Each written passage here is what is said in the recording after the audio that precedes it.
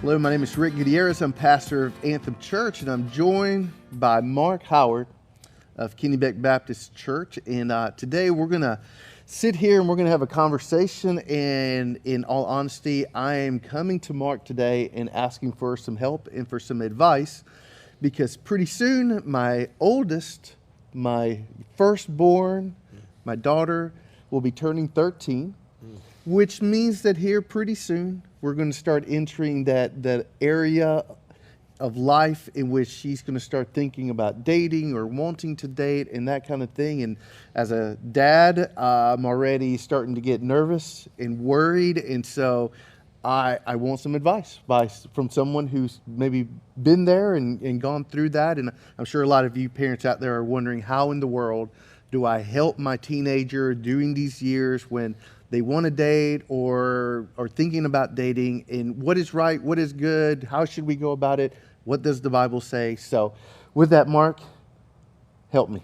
All right, brother. Well, I would first say before they start dating, you start laying a foundation. You start laying a groundwork. I started when my kids were little talking about, one of these days you're going to get older and you're going to start dating. And what is that going to look like, and how's that going to be? And especially because I am a believer and a Christian, I believe that dating is a means to an end. That the ultimate goal of any person that I would go out on a date would this person, I told my kids, choose only a date who would make a good mate. And the purpose of actually dating was to determine, is this person somebody that I can see myself spending the rest of my life with? Mm-hmm. So I think before they ever walk out the door to go on the date, you begin to lay a groundwork. I will tell you that as the father of a daughter, it will improve your prayer life greatly. And I don't know if you have enough hair to pull out. Yeah, it's going away already. You're going to need to grow some to get ready for that. But honestly, one of the things I did, Proverbs 22:1 says, "A good name is to be chosen rather than great riches, loving favor rather than silver and gold." And to reiterate in my children that one of the things that I told my boys is that when you go out and you date, I want you to be so good. I want you to treat this person so well that when she is my age, if it doesn't work out, that she can look back and say, that guy was really good to me. That guy was really nice. But I don't know, what are you doing to prepare yourself for this, brother? Myself, I don't know. Other than just trying to lay some groundwork, and what you said is something I've already started doing. Yeah. Plant some seeds early. And in particular, exactly what you just said, that really we shouldn't start dating. Not really, right, until we're ready to get married. And the reason for that, I believe, is because if we are honest, and not just talking about our kids and our teenagers and whatnot, I'm talking about, like, if you remember yourself, or I remember myself back when I was a teen, the truth is, teenagers are not emotionally ready to deal with outright dating. It's way too easy for our heart to deceive us. Puppy love, infatuation, attraction, in and of themselves, they're not bad or evil, but I mean, those things can snowball really quickly, and you can start dating someone when really maybe they're not a good match, but now your feelings have exploded, you're emotionally attached, yes, and it's hard to get out of a bad situation, and then try to tell a teenager that person isn't good for you, right, when they're emotionally compromised. Right. And I'm not even saying that adults can do this very well either. Absolutely, I mean, right. Even if you're in your 20s or 30s, that's still that's still difficult. Right. But especially as a teenager, when the hormones, the emotions are new, and it's just really easy to get yourself in a situation where now I'm all in, right, before I even realized I was all in. And that's one of the things that I did before the dating game ever started. was I told my kids what, from my own experience. Obviously, before I was saved, I made a lot of bad errors in dating, and so some of it was sort of do as I say, not as I did. But what I also did is once I got saved, I realized there were certain things I was looking for in a spouse. I wanted somebody that obviously shared my beliefs. Yeah. I was looking for somebody that I thought would be a good mother, because I'm not, my whole intention was I'm going to date, I'm going to get married, and then I want to have kids. So is she a believer?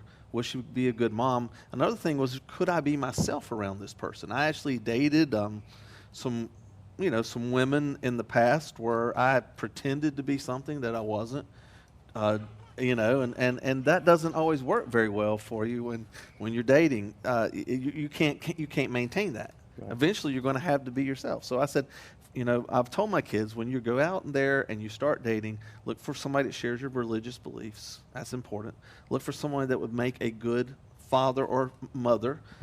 Look for someone you can be yourself around. And those were some of the main things that I sort of ingrained in myself. But as a parent, when you're trying to prepare for this, first of all, I don't know how much you can prepare.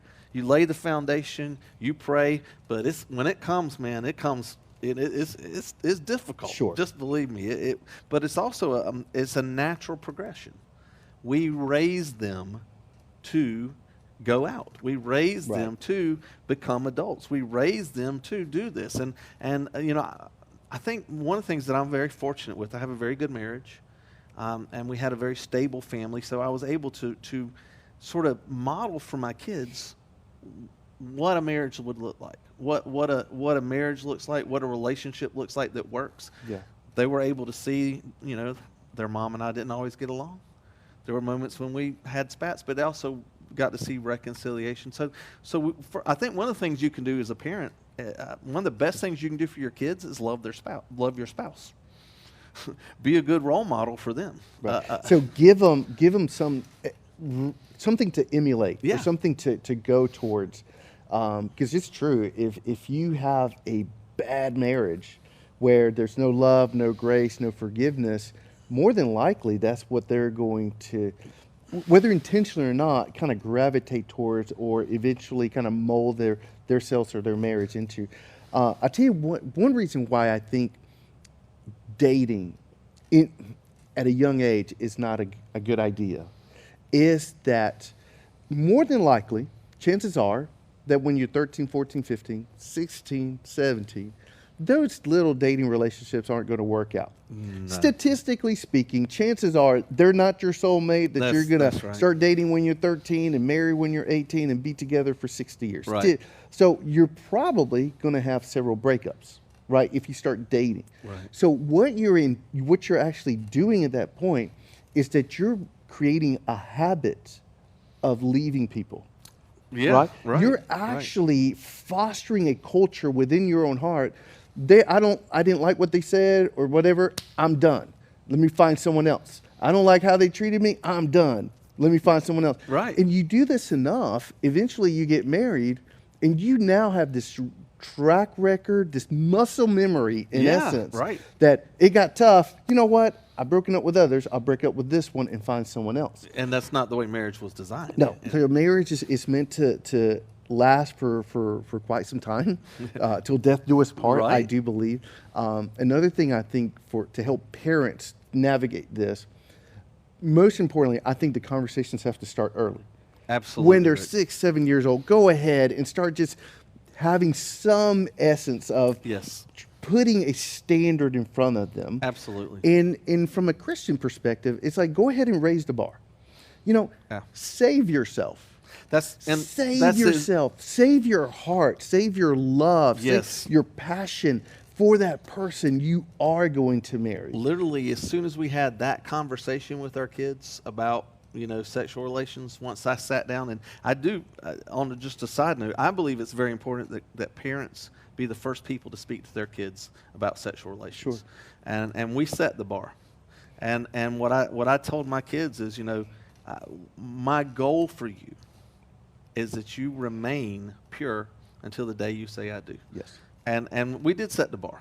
Now, Whether or not they would make the bar, there's no guarantee. But I set it. I set a high bar and a high standard. But not only did that, I spoke to them about how this is possible. Yes. How you can achieve this, and also, like you're saying, from the time my kids were young, when you begin to date, first of all, you're not going to be dating as an early teenager. You can go out with friends. You can hang out with groups. You're not going to have one-on-one time. And then even when you do begin to date, it's going to be right here on this couch in front of that television, supervised to begin with. Right. And so there were standards that we had set, expectations that we made. Sure. We were very fortunate that in the situations that we've had so far, we at least with my son, we knew the other set of parents, so that we were able to Which work is together. helpful. Oh yeah, If, and that would be my advice in too. that situation. You want to know whoever it is your kids going off with their parents, and you want to be on the same Right. page if you can with them. Yeah, the couple of things that you mentioned there is it's one, you said, keep yourself pure. Sure, absolutely. But it's not just saving yourself physically, which we should. Absolutely. It's even emotionally. Like Right. to whatever degree that there is an emotional love that really should be reserved for the person that we marry. And to help our teenagers to understand, even if you keep yourself physically clean, do you want to give that emotional love to someone that you ultimately don't say I do to? Absolutely. Or kind of a golden rule kind of a thing. Do you want whoever you marry to have given their emotions or their bodies to someone else? Right. And so Right. what you might tell a boy is don't do to that girl what you would not want some other guy to do to the woman that you marry one day. Absolutely. Right? And so having conversations where we're not just setting rules, Right. because rules, we set rules and they're going to be broken, but explaining why the rules are in place, reasoning with them, Right. sharing, teaching, shepherding their heart and their mind, Right, so right. that they can actually embrace the reasoning. Because if they do, that'll protect them, other than just setting, don't do this and don't do that, which a lot of people do, and it's not very effective. And I think standards are okay.